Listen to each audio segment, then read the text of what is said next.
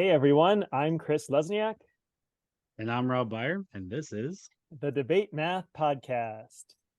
Math class is so often associated with pencil and paperwork, students working through steps of symbolic manipulation.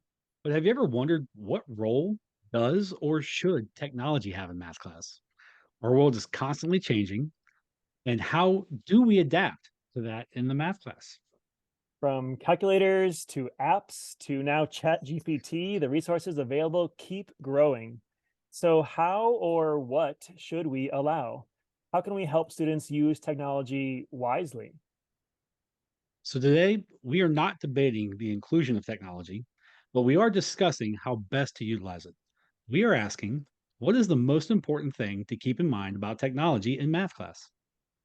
And here to discuss this question, we have three mathematicians and educators who have so much to share with you. First up is someone who has taught students, teachers, and student teachers in various roles and settings for 30 years, who is passionate about using all types of technology effectively to enhance student understanding and has been using math ed tech since calculators used reverse Polish notation, or is that Polish notation? Polish notation. Polish notation, and someone who wants you to know that she is taller on the internet than she is in real life. It's Karen Camp. Hi, Karen. Hi, Chris. Hi, Rob. So glad to be here. Glad to have you here. Can you tell our listeners where you are and what your current role is? I'm here in Connecticut. I'm an independent math education coach and consultant specializing in technology implementation and curriculum design. I present professional development at workshops, webinars, and conferences, both here in New England and throughout the United States. Wonderful. And now the question we want to ask all of our guests is, when did math first become controversial to you? Karen? So I was the kind of student, and many of us math teachers can agree with this. I was the kind of student who did well in math because I got right answers quickly, which was most of what math class valued at the time that I was coming through school. I remember triumphing over two classmates, both boys, doing long division contests in third grade. But when I started teaching, I realized that there was so much more to math than speed, doing it in your head, and the single-minded pursuit of the correct answer. I'm now much more interested in the journey of mathematical thinking and building understanding, and I work hard to cultivate my students' various paths to their destination. Wow, thank you, Karen. Next up is an educator and an ed tech consultant, speaker, traveler, and founder of the new nonprofit Campo Creativo, Ed Campos Jr. Hey, Ed. Hey, how's it going? Thank you for having me. Can you tell our listeners where you are and what your current role is? So I live in Central California in a town called Tulare, and I work based out of, it's kind of complicated, but I'll try to sum this up. I work in Lemoore, California, which is in Kings County. I live in Tulare County, and I'm a part-time consultant there for Kings County Office of Ed. That's 50% of the time, and then the other 50% of the time, I like to call it my genius hour or my 20% time, but it's turned into 50 because I do consulting. I get to do passion project with friends. I get to start a nonprofit, like you mentioned. So that's kind of it. But there's kind of a Russian nesting doll in there to unpack that. But Wonderful. And then what we always ask all of our guests, when did math first become controversial to you? So that's an interesting word, controversial. I think it became, I'm going to attack it from the lens of controversial within myself. Like there was inner conflict within myself around year 6 or 7, because I think similar to what Karen mentioned, I was rewarded with being good at the game of school. I was a great test taker, great rule follower. I could follow a recipe and bake something, but I couldn't tell you how flavors mixed or what I was doing conceptually. And when I started to see what I now learn as math anxiety in the eyes of my students, that's where the inner conflict came at for me. And even though I could draw word problems really well on the board, I still would see this real frustration in my students. And I didn't feel like I was doing any service to the kids. So it started me to reach out to different ways of doing things, which was beyond my math department, and attending conferences, which I'm glad I got connected to. Excellent. Glad to have you here. And last but certainly not least, we have a contestant from Canada's Drag Race Season 1, a drag queen who loves math and sparkly things, and the host of the podcast Think Queen, it's Kine. Hi, Kine. Hi, Chris. Hi, Rob. Thanks so much for having me. So glad to have you here. Can you tell our listeners where you are and what your current role is? I am from a little town in Canada called Kitchener, Ontario, but really I'm a citizen of the world because you can find me online on social media. I make videos about math while dressed in drag. I got a Bachelor of Math from University of Waterloo, but since then I've gone on to just make videos about math, short 60-second videos talking about mathematicians throughout history, talking about fun math problems, and just presenting math in a way that sort of just frames that as a little bit more fun. Excellent. Well, speaking of math, the question we want to ask you, like all of our guests, is when did math first become controversial to you? I really relate to Karen and Ed in that I grew up being good at math because I was good at getting the right answers, and it just made total sense to me. And I have always thought of math as something that was like so neutral and like a great subject to be good in because my teachers and my parents would really say, "Oh, Kanye, you're so good at math. That's like so fierce and amazing." And then I only really realized maybe towards the end of high school, maybe around grade 12, that math was so much more than that. And I guess I would start characterizing it as controversial once I realized that there wasn't always a right answer to things. And sometimes there could be multiple ways to get to the same answers. And sometimes mathematicians could disagree on things. So it was when I started writing math contests and I started really pursuing math in university that I saw that there was so much more to math than I thought there was. Wonderful. Thank you. And with that, let's get into our debate.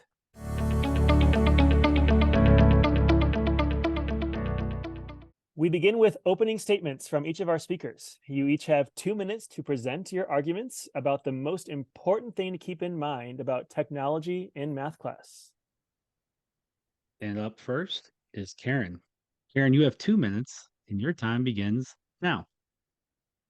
So like I said earlier about expanding our view of math to include different ways to get multiple answers, I have more than one answer to this question.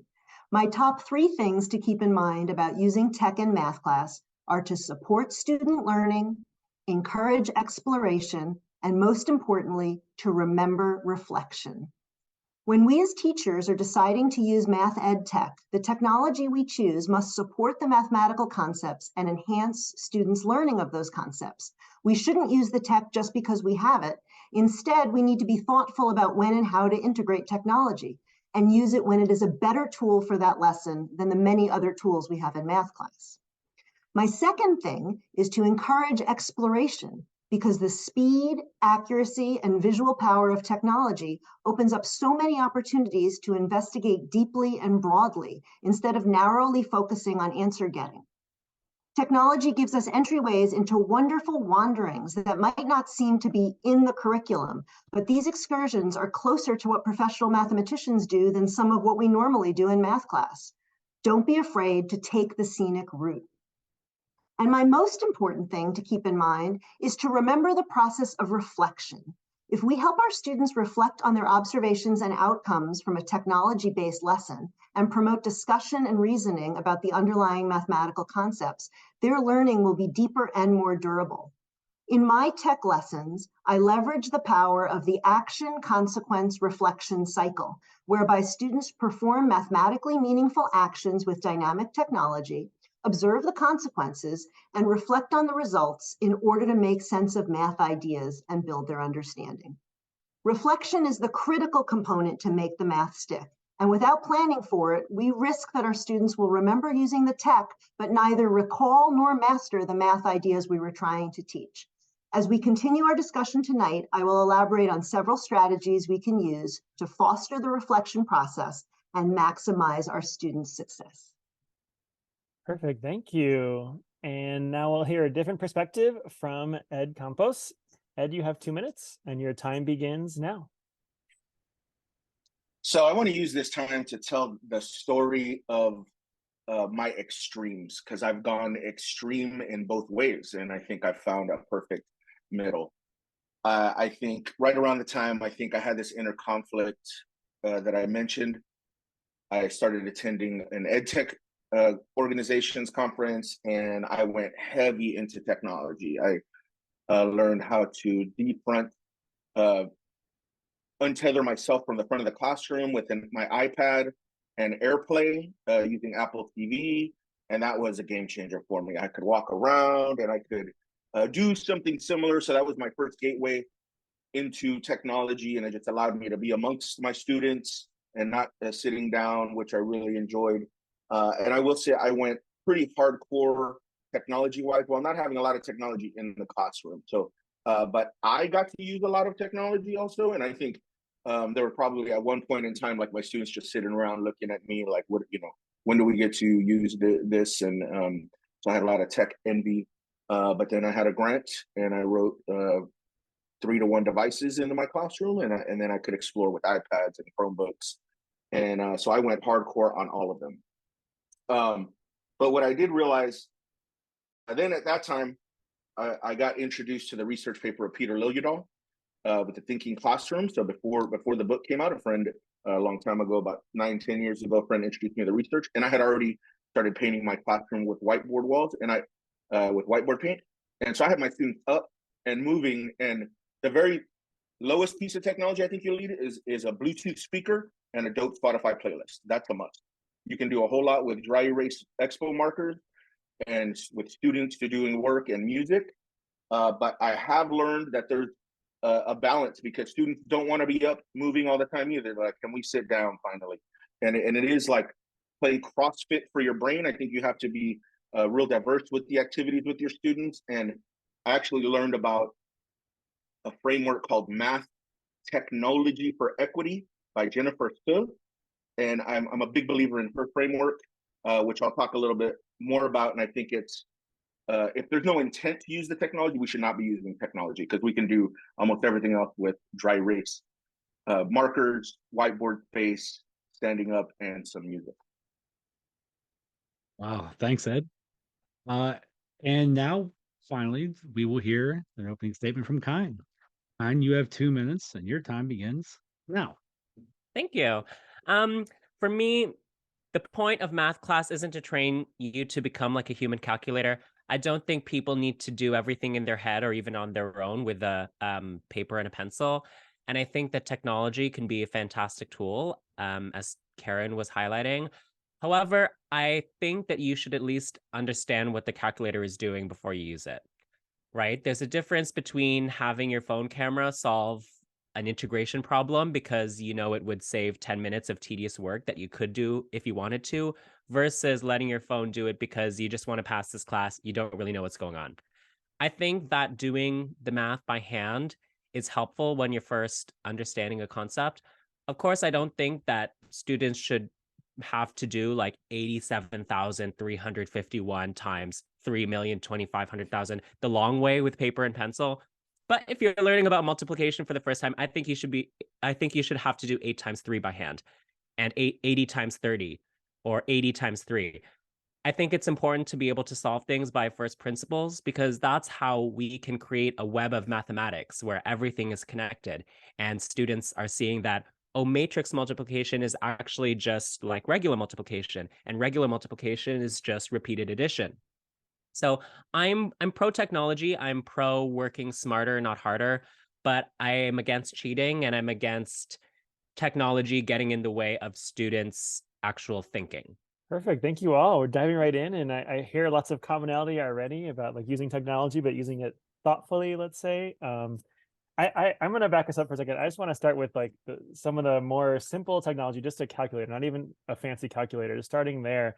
I know I worked with a school recently that not many people in their classes used it at like the high school level. And I'm just wondering your thoughts on how much do you think we should be using calculators, and especially in the later ages, and how to like balance that with the learning? So one of the reasons to use calculators is that in the past, students who didn't master some of the arithmetic computation by hand were held out of higher level math classes or honors versions of whatever math class they were ready for. So having those kinds of technology calculators to do some of the arithmetic is an equity issue. That said, I don't want to use calculators simply to do the computation. What if you take a calculator and you see what happens when you keep increasing the denominator? What happens if you do 1 over 2, 1 over 10, 1 over 20, 1 over 100, 1 over 300, 1 over 1,000? What happens? Where's that going? How can you investigate zeros when they're in the numerator and denominator of fractions? You can do it in the same way by doing repeated computations. The older students who have graphing calculators with some capabilities, what happens if you take a complex number and divide it in a fraction with its complex conjugate? Keep trying that, and there's wonderful explorations that can be had. So I do want to have the calculators as an equity issue to give all students entryway to upper level math, but I also want to use that power of computation to do some really fun explorations. And Ed or Karen, you want to weigh in on calculator use and how to get people to embrace them? Yeah, I'll just second everything that Karen just said. I love the idea of exploration, and I think similar, like spreadsheets should be used more in math class to recognize those patterns and do the calculations for you quickly. You know, I don't really see the pushback, you know, I guess mainly from the camp of students don't know their math facts, but memorization is such a low form of understanding. I can memorize the Weekend song "I Can't Feel My Face" and not really understand what that song is about. You know what I mean? And it's not something we want kids to be singing. So, yeah. I'll say this. I like calculators in classrooms. I think that, you know, I feel like teachers used to say, oh, you won't always have access to a calculator, when now everybody has a calculator in their pockets with a phone. But, you know, the funny thing is there are situations in adult life where, yeah, you have a calculator in your pocket, but do you know exactly how to use it? Like, say you're at a store and you want to buy something that's buy two, get one half off, and you also have to pay 13% sales tax, and you also have a coupon. Even if you do have a calculator that you're going to input all these numbers in, do you know what numbers to put in? And do you know how to apply a discount to the price? So I think, yes, calculators are important. I think everybody has access to a calculator, but that doesn't mean you'll have the solution to every problem. I think that we should integrate calculators into a classroom in a way where people know exactly how to solve problems using a calculator and how to use them most efficiently. You know, I think we could probably have multiple series of episodes about calculators and really dive into that deep. But I want to take it a little bit further now, because there are so many different tech programs out there, and how much tech is too much, and are there certain ways to use these different programs like within the class that could be beneficial to support student learning, like all of you have talked about, you know, like how much tech is too much, and are there any programs out there that you think are actually beneficial? And Ed, I'll actually start with you, and then we'll cycle through Kind and then Karen. Yeah, I think I'm going to kind of piggyback on what Kine mentioned. I do think it's all about math practice number 6, I believe, using appropriate tools strategically when we're using everything, whether it's whiteboard or Bluetooth or a calculator or pencil paper or our voice, you know, and that's what I really think. Looking at Jennifer Suh's math technology for equity is really brilliant, because I mean, I can just say Desmos, because Desmos is amazing and does so many things for the math classroom because they listen to teachers. But like when I look at the dimensions that Jennifer has in her framework, access to inquiry-based learning, right? Supporting inquiry, discovery, and deep sense making. The fact that your voice, that your responses are anonymous is really changing the culture of what math class has been, and that pressure on speed and in getting the right answer. And it's more of a collective feeling as we than me, which is less stressful.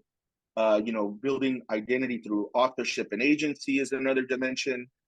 Amplification of the math processes, which I think, like, you think about the math practices, and then that collective thinking is third dimension 4. So I think as long as we're addressing some of those, I think that's what we should have in there. Mix it up. Kids attention spans, our attention spans are so short. We have to really keep it, you know, use some gamification, have some quizzes, let that grade some multiple choice stuff for you and check for understanding. use some Desmos for some deeper dive exploration, get up on the whiteboard and rock up playlist, you know. So I think as long as there's an intention and there's a purpose for the why, you know, then that's the good balance. Time when I come to you, I'm going to go a little bit more specific because you actually mentioned about like your phone being able to help you solve a problem. And could you talk more about like you know, that type of technology? Because there are a lot of teachers that are like, heck no way, like we're not going to do that. But you talked about some benefits to that. Could you kind of weigh the pros and cons there? Yeah, I feel like if it's a problem that you've done like hundreds of times that you know like the back of your hand and it's going to just save time, then I don't think that there's anything wrong with that. I think if your teacher has specifically told you to solve this question, then I think, you know, you're sort of cheating a little bit by taking that shortcut. I think that in light of new technology like this, I think teachers have to adapt, because whether or not they allow it inside the classroom, students are going to find ways to find shortcuts outside of the classroom. So maybe that looks like showing your work and making sure that the student writes down every step of the problem instead of just writing down the final answer. But in general, I think that as Ed brought up, technology like Desmos, I think it's honestly, it's the future. And kids do need to get used to working with computers and technology, because that's where their jobs are going to be in the future. And Karen, when I come to you again, going slightly off of what you said in your beginning statement, how can we leverage some of these technologies to encourage exploration? I was fascinated as you were talking about that. I mean, obviously, at, at the time of this episode, everybody's going to hear the one that we previously recorded, where we talked a lot about Desmos. So, like outside of Desmos encouraging, you know, exploration, what else can we use? And I was really fascinated with what you said about the calculator as well. Could you talk more about that? So first of all, there are many great math ed tech platforms. So Desmos and GeoGebra and Texas Instruments calculators are among the really robust platforms that allow students to investigate math graphically, geometrically, numerically, statistically. So when I do workshops with teachers or conference presentations, I present on all three of those platforms. And, you know, I try to meet teachers where they are with the technology that they have in their classroom. And some teachers use more than one platform. So I don't prioritize one over the other. They're all excellent and they all have really good strength to help students with technology-based lessons. In terms of what you asked about exploration, whatever platform you're on, there's so many investigations you can do. I mentioned a few before that we can do with fractions just on the home screen of a calculator, or on GeoGebra in its CAS mode, which stands for Computer Algebra Systems. The other things you can do sliders to manipulate graphs. And again, all three platforms have sliders. So of course you want students when they're studying quadratics to know what the A parameter does to ax squared plus bx plus c. But most students don't play around with the B parameter. What happens if you slide the B parameter? All sorts of fun things happen, and you can figure out what is going on with that. Another idea is you can work in a geometry environment. Again, Texas Instruments calculators, GeoGebra, and Desmos all have great geometry platforms. What happens if you connect midpoints of different size polygons? What do those segments have in common? What figures are created there? And there's so many more. You can take logs. Again, let's take log of 2, log of 20, log of 200, log of 2000. If you watch that, what's happening? And so we can do a lot of fun explorations that seem like they're not central to our curriculum, but you'll find that if you do these rich explorations, we cover a lot of ground. Excellent. Karen, you have me trying to do calculations fast in my head to the things that you're throwing out as examples. I'm like, wait a minute. I love it. I want to ask a little bit about outside of school, like for homework and outside assignments students have. And kind, you started talking about this, so I'll start with you here. Just I'm wondering, like, is there a way to limit students using tech on their homework, or should we limit students using tech on their homework, or is this just a dream? Like, what do teachers do if students have, you know, PhotoMath and now ChatGPT and everything else that just does it for them? Like, what's the point of homework?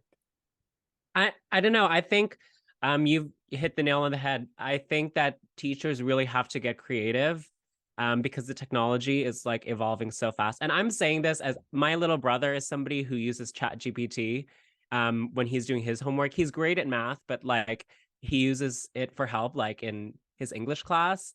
And I just think that like it's so hard to for a teacher to tell if something was assisted with AI, that either you're going to have to bring lots of the homework into the classroom where you can actually keep your eyes on the students, or just get a little bit creative with the questions. You have to maybe model the homework as if you're already expecting students to use all the tools at their hands. Maybe the homework doesn't look like what's the answer to this problem, but maybe there's some sort of open-ended solution where the students can explore a little bit and give some of their own thoughts. And maybe the students are told to use a little bit of AI to help with their answers, whatever that looks like. I don't exactly know. All I know is that students are going to try to find the easy way out. But that's something that existed even before technology. There was always the ability to ask your parents to do your homework for you, even before we had calculators and AI. So it's something that teachers have to get a little bit creative about. But I also feel that, again, it's also an equity problem where even without technology, students could always ask their parents to help them with their homework, but not every student has a parent that could do that. So I think if we lessen a little bit of the burden on homework and bring more of that work inside the classroom, then maybe there's a little bit more control that the teachers have over what the students are doing and ensuring that it's actually their original work. And Karen, Ed, do you want to weigh in on that? Like, is there a point of homework anymore at this point? Well, I think I agree with what Kyne said. There's an equity issue with homework. Many students don't have time, place, or resources to do homework as effectively as others.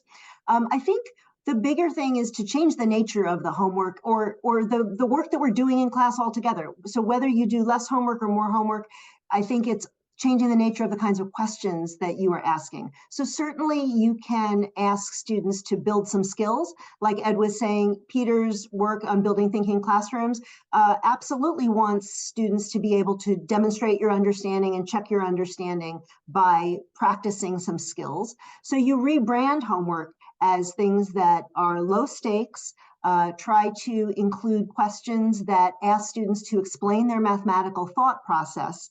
Instead of saying show your work, I now say show me your mathematical thinking. And some of the students I work with one-on-one, I tell them to narrate their work or annotate their work to tell me what they were thinking. And if you make the focus more about that thinking process, rather than the final answer, there's less to cheat about. There's less to get homework answers with. So I think you change the nature both of homework and of the kinds of questions that you value in the math classroom. Yeah, I totally agree with that. I'm not sure if I was back in the classroom, I would be assigning any homework at all, just given that I think you need to be human beings and be with your family with all the other constraints, especially as a high school teacher. The amount of homework given in high school is just ridiculous. But I do think it has to change or not exist at all. I mean, it could be looking for math around their home, around their community, and exploring some of the concepts. If we did need to, spiral back and build some skills, I'm a big fan of Edpuzzle. Edpuzzle is one of the best tools for blended learning with a quick video, but make it entertaining and get a quick check-in for understanding. I've had students actually with attention deficit disorder say, wow, you actually know what you're talking about. I learned a lot because I put my headphones on and I could actually listen. Make some more of those videos, so I think that's a huge differentiation piece, and just having those available.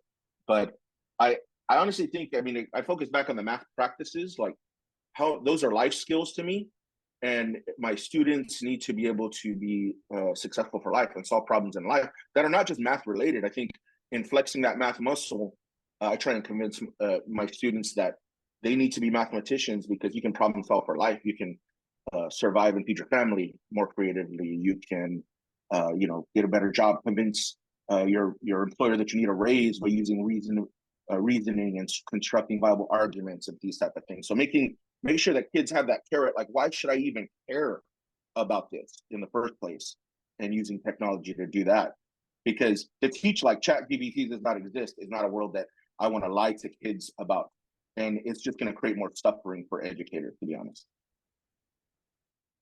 So putting our teacher hat, keeping our teacher hat on, and thinking about, okay, so let's say we do cut back on homework, or we get rid of it altogether, and we're trying to bring it into the classroom. We're in this phase of the video game culture, the quick, like they want a quick satisfaction. They want something that's going to happen in 15-second intervals, and then like they want to move on to the next thing. So let's say we're either using the computers or the Chromebooks, or even on their phones, to be able to like help solve problems. Like, hey, we want you to use this technology. Like, how do we keep students from, oh, a butterfly, I'm going to text. Oh, a butterfly, I'm going to go to social media and I'm going to watch a kind video on TikTok. Like, how do we keep people, although we don't want to keep people from that, but how do we want to keep our students, while they're in the classroom, from checking social media or going and just scrolling, through Facebook and, or, Twitter? Like, how can we limit that in the class? So I've been out of the classroom for a little bit, so I didn't have some of that to worry about. I think that where I care more about the attention span of students is to try to give them something to do with the math technology, and for them to do the math, not simply view the math. And so, like I said in my opening statement, one of the things that's really important to me is to use the reflection part of the process of the action consequence reflection cycle. And that helps with the fact that students are by nature, they have short attention spans, there's so much else competing for their attention. And so what happened to me often early in my career when I was using technology was that we would do this fabulous technology lesson, and later the students were like, yeah, I remember you used the smartboard, or I remember we went to the computer lab to do the geometry software, because this was before everybody was holding laptops. And they could not remember what math I was trying to teach. They couldn't master it, and they had completely forgotten because so much else had interfered with their memory and making that learning deeper and more durable. So the reflection strategies that I like to use handle that short attention span. So what kind of reflection strategies am I talking about? One thing we do is we have students actively record their observations on a lab sheet or in their notebook or on a Google Doc, and they also discuss with their classmates what they're involved with. One of the tips I've learned from lots of people is put 2 students on one device, whether it's a calculator or Desmos. That's going to foster conversation. The second part of reflection strategies is to make sure that whatever you're doing, you're not just saying, write down whether the triangles are congruent, but you're asking targeted questions that have them making predictions, testing out strategies. What will happen if I do this? What must I change to make something happen? When will something be true, and why do you think it happens? So you're asking the kinds of questions that engage the students in the math that the technology is doing for them. And the last reflection strategy that's really critical is, after the lesson, summarize the learning together. Hopefully that summary is student directed, but it might be teacher directed depending on your situation. And this way, we're going to solidify the significant mathematical ideas, correct any misconceptions. We're going to connect to past knowledge and make that learning really deeper and more durable. We're also going to uncover possible fruitful other paths for exploration that somebody looked at with their partner or in their group that we didn't really think was part of the main lesson, but we might put that in a parking lot to go and explore later. But that summary piece, so many times I see fantastic technology lessons that well-meaning teachers and myself did. And if we didn't summarize what we were trying to learn, the kids had no recollection of it a week later. And it's happened to me, and I don't want it to happen to you. And kind to you about that. Same question. How would we keep kids like your brother staying off of ChatGPT when we don't really want them to do that right then? Or any other advice you may have? I think, teachers have a hard job keeping kids' attention, given that there's so much out there that they could just like be distracted about. I think Ed had some great ideas about bringing gamification into the classroom, music, even like, using the technology to the benefit of adding the little sounds and all the bright colors to catch students' attentions, it's a hard bargain to get them to pay attention to some equations on a blackboard. So maybe if that means using technology to that benefit to add those the elements of the flashy colors to sort of attach their attention. I also like the idea that Karen had of putting them in groups. I think is a good idea, but I don't know. I'm not a teacher. I feel teachers have a lot of responsibility, but I have so much respect for them. And Ed, to you. Yeah, I want to second what Karen said. I think about the multiple kids using one device. Like that's a big one for me. Like 2-to-1, 1-to-1 is super overrated because I remember when I finally got all the technology and I was 1-to-1, I'm like, man, this is way too quiet. This sucks. I want to hear your thinking. And so my actual goal, I tell students, I hope you learn math, but I actually hope that you become a good public speaker, that you learn to communicate confidently. That's what I want in my heart for every student and adult, more than math. If the math seeps in, fine, but I want you to be like free to communicate your mathematical ideas. And that's been hard because of the trauma that the system of math education has done. That's why I think these tools can really undo that with the anonymity that you can put your responses to, giving that 2-to-1 student that, you put a team together, and then that collectivism comes in. Peter's research with Thinking Classroom, I mean, he did the research on it with the attention span by documenting how many times kids reach for their phone. So that tells you, if you create that environment, I am a big believer in your space. You have to really design your space to bring good energy to kids and adults. If I walked into a lot of math classes and that energy sucks, I'm going to be honest, and I'm going to be on my phone right away. Most classrooms don't have good energy, and I take pride that my students would ask, what kind of class gets taught in here? And I said, I don't know, what do you think? And they said, it's music or art. I go, it's similar, it's math. Because my space was very creative. I had turntables in there. Kids wanted to learn. It was fun. There was music. They were human beings. They could draw. I encouraged them to draw. I think that just making it fun. Math can be fun. I feel like we have to counteract the math trauma with like a lot of play-based therapy almost, and these technology tools allow us to play with math and allow us to really change what math has been in a safe space. I love everything that you said, Ed, because at my university, in my math program, it was like a requirement for us to take credits in communication. So that's how I ended up taking like a class about science fiction.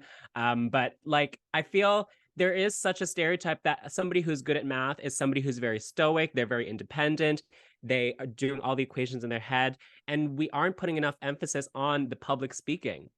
And now doing what I do as a drag queen, I'm always standing on stages. And I think like, I wish I did more of this in high school. I wish I took a drama class because it was so underrated how much that actually ended up impacting my career. I'm not a great public speaker. I don't think I'm a great public speaker. I want to be better at it. And I wish that, my teachers told me how important that was when I was younger. Instead, everyone told me, oh, be good at math and be really good at numbers, but nobody really emphasized the importance of good communication. So that's something that I also tell my little brother. I mean, it goes in one ear and out the other for him. But it's something that I try to tell everybody, that being good at math, yeah, it's good, but also being a good person and being confident and being able to talk to a room of people is so important, so underrated. So picking up on what Kind just said, one of my favorite explorations we did was when I ditched the entire quadrilaterals chapter in geometry, and we went and used the geometry software that we had. And we did some things together, but then each group picked a different quadrilateral and they had to investigate everything that they could about it. And they had guidance on what the kinds of questions they should be asking. But then each group presented to the class. So I taught nothing in that unit. The students taught each other all the different quadrilaterals. What does a rhombus do? What's a parallelogram? What about a kite? All of these things. One of the other things I wanted to pick up on is the idea of what to do when students are done, right? So Ed is talking about having some creative opportunities. If you include in your technology exploration, if you include some questions for fast finishers or anybody who just wants to extend what they're doing, they have something else to do besides turning to Twitter or see who's on TikTok. Because I've given them something else. So if you finish the set of lab questions, here's one more thing to test out, one more exploration, one more road to go down. I have just one more question here, and we'll wrap things up. We've danced around the topic of equity a little bit. It's come up a few times here, but I want to talk about like advice to teachers. Many teachers incorporate tech in various ways, small and large. But how do they make sure that there's equitable access for students and that it's an equitable classroom, that all students still feel like they're invited and participating and stuff? And I'm wondering your thoughts, and I'll start with you, Ed, because I think you're one of the first ones that brought it up. I hope this connects, but I feel like keeping it simple for teachers, I just want to ask them what their learning objective is, but not the traditional learning objective of what we have been required to put on the board to show our admin. I think that we need to have learning objectives about what we want to learn from our students, and that's the goal. That's what technology allows us to do, and that's an equity issue, because if it's all about what the objective for me to push information to you, then I'm not in a human-centered classroom. I'm not valuing the souls that are in front of me. And for me, when I use technology like this, the anonymity of that, I get to peek into their thinking in this really safe space. And when I desire to learn from my students, and you can choose Desmos or you can choose GeoGebra or any of those things, as long as we can learn a little more from our students every day, that can help guide us. That can be our North Star. And I think that if we stick to that, that's an easy rule. What is our learning objective? I think that I guess there are going to be some students who don't have access to the internet, and there are going to be some students who maybe don't have a computer at home that they can work with and go on websites like that. I feel that at the bare minimum, maybe schools should be providing some computers for students to work with in classrooms. But at the end of the day, it is also the reality that technology is everywhere. And even just with a phone, you can get on, even Snapchat has an AI now. It is becoming more accessible, and it is the future. I really feel that a lot of these students, they're going to grow up and they're going to use computers all day long, probably. And if they become mathematicians, if they become programmers, they're going to need to know how to use tech in their jobs. So I think there's a way that teachers can integrate tech into their lessons to help students prepare for the future, while also ensuring that it's accessible to everyone. Well, so many of the tech platforms are free and accessible, and some of the different apps that you can use are very easy to use on your phone or on a tablet. So like if I have a GeoGebra little geometry figure, I can, text it to a student and they can manipulate it right on their phone. But the other thing goes to our previous conversation about homework, and that is to prioritize the use of technology in the classroom and make those learning experiences where you have the technology available.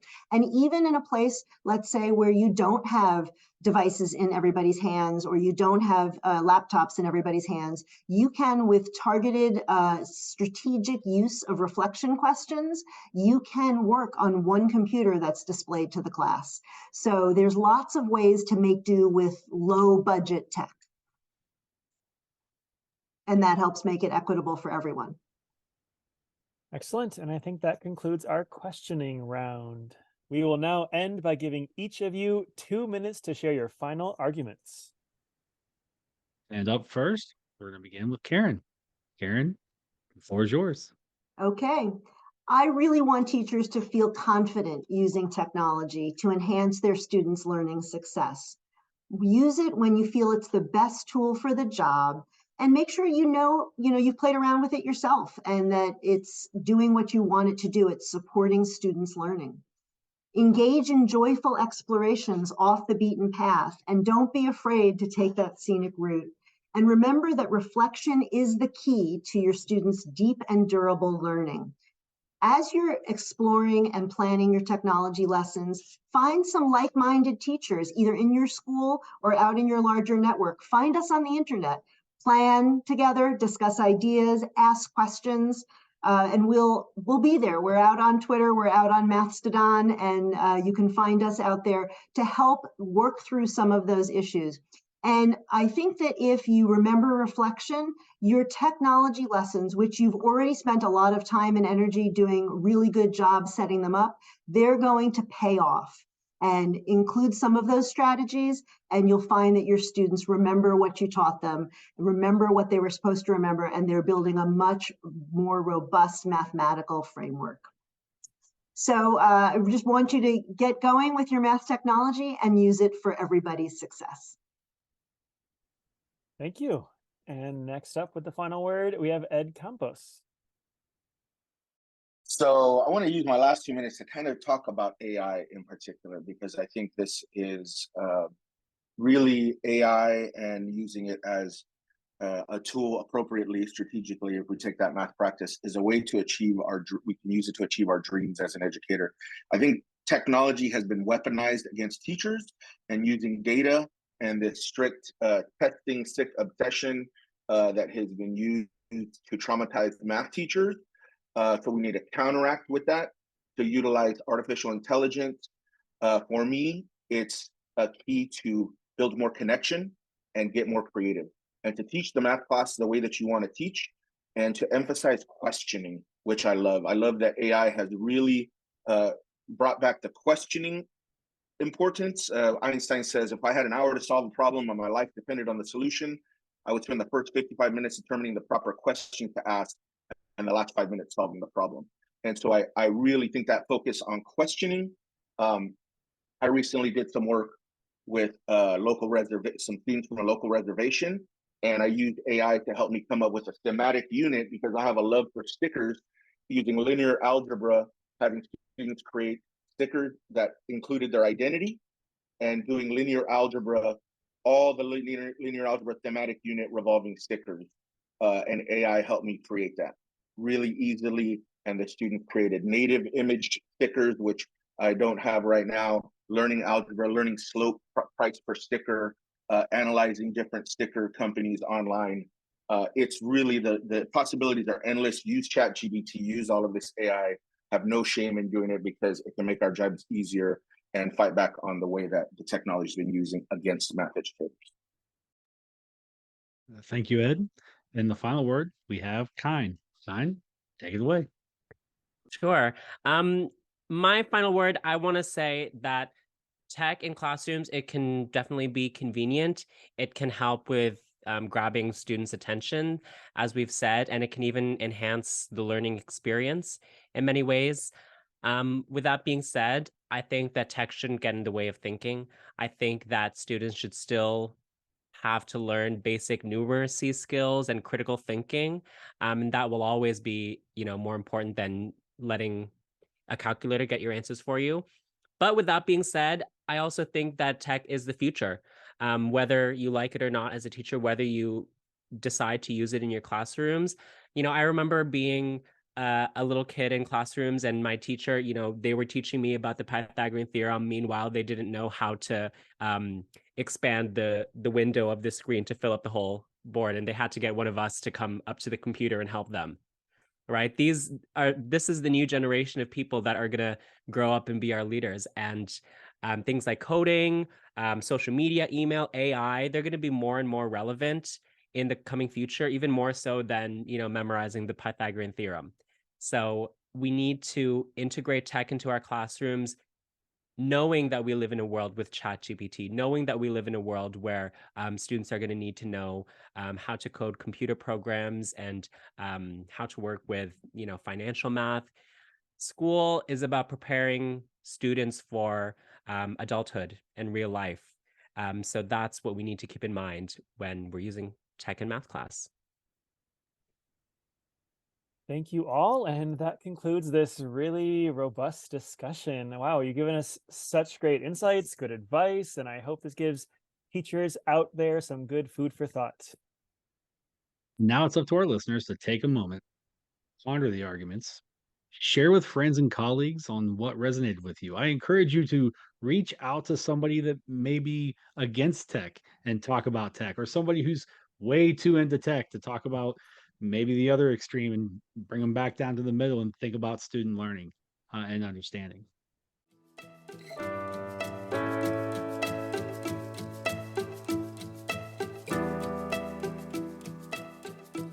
Be sure to go to our Twitter at DebateMathPod to share your thoughts on this debate. Again, huge thanks to all three of our guests. You were thoughtful, respectful, had great ideas, and you just really played off each other. You're all really passionate about students learning and learning math in a wholesome way. And as always, thanks to all those who are listening. We hope you enjoyed and learned from this discussion debate. And as we wrap up, Karen, where can listeners find you? They can find me. I'm on Twitter and Mastodon. I'm at Karen Camp, and that's Mastodon. And my website where I write a Reflections and Tangents blog is karendcamp.wordpress.com, and camp has that E on the end. karendcamp at .wordpress.com. And we'll put all this in the show notes, don't worry. Mm-hmm. Yep. And Ed, where can listeners find you? So I have a website that I'm starting to revive again, edcomposjr.com. I'm Ed Campos Jr. on all the socials, Instagram, Twitter, Blue Sky. I think that's what that's called right now. And then my new nonprofit is campocreativo.org. To plug that one, where I'm giving creativity grants to teachers and students, and just gave $1,000 creativity grant to my first student yesterday, and I'm awarding the $1,000 creativity grant to the teacher to start an art club this weekend. Oh, that's so exciting. And Kine, where can listeners find you? You can find me at Online Kine. I'm on Instagram, TikTok, Twitter, YouTube. I make short little bite-sized math videos, even videos about science and culture. Right now, since it's June when we're filming this, I'm doing videos all about pride and the history of pride. And that's Online Kine. Wonderful. Thank you all.